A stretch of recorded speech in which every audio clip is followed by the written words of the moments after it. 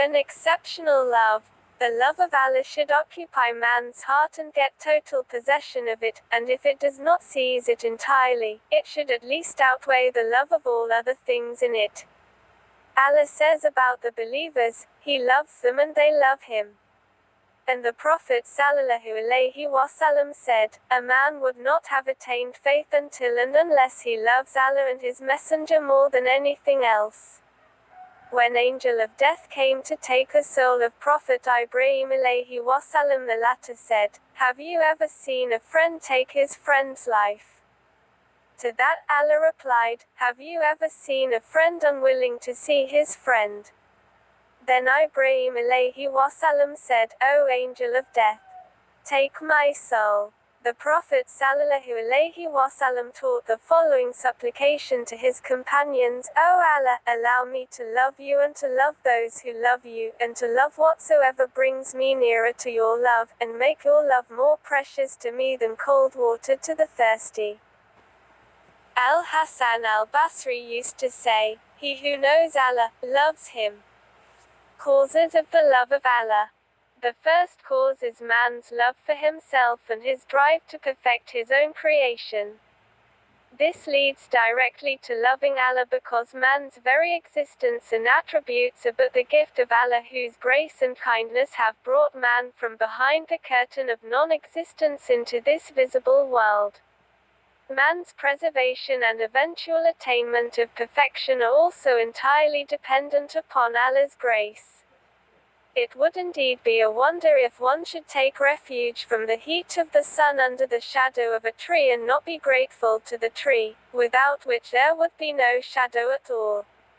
On precisely the same way, were it not for Allah, man would have neither existence nor attributes at all.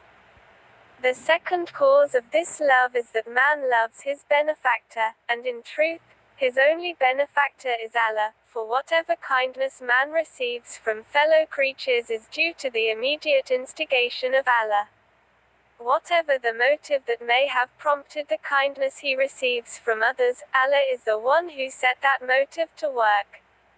The third cause of man's love of Allah is his contemplation of the beautiful attributes of Allah, His power and wisdom, of which human power and wisdom are but the feeblest reflections. Signs of the love of Allah.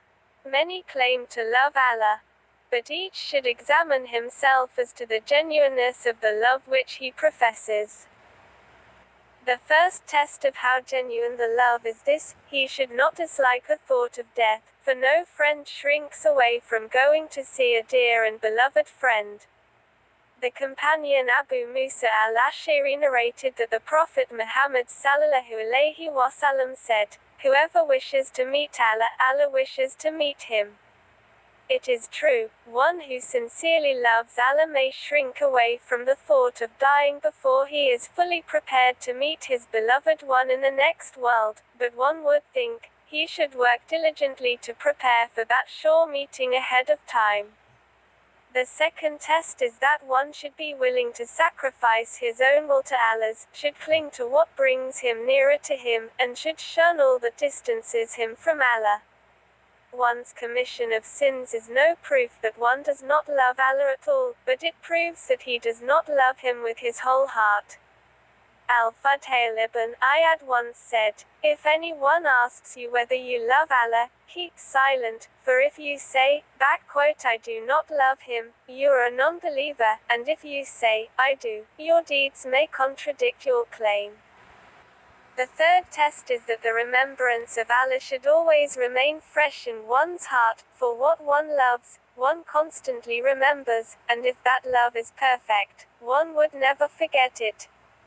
The fourth test is that he will love the Quran, which is the word of Allah, revealed to Muhammad ﷺ, who is the Prophet of Allah. In fact, if his love is really strong, it will encompass the whole creation, for he who loves anyone, loves the works he composes. The fifth test is that he covets retirement and privacy for the purpose of worship and devotion. He longs for the approach of night so that he may hold association with his friend without hindrance. If he prefers conversation by day and sleep at night to such retirement, then, His love is imperfect. The sixth test is that worship becomes easy. A righteous man once said, "Over a span of 30 years, I performed my night devotions with great difficulty, but during the course of the next 30 years they became a delight." When love to Allah is complete, no joy is equal to the joy of worship. The seventh test is that one loves those who obey Allah and detests those who disbelieve in Him and disobey Him.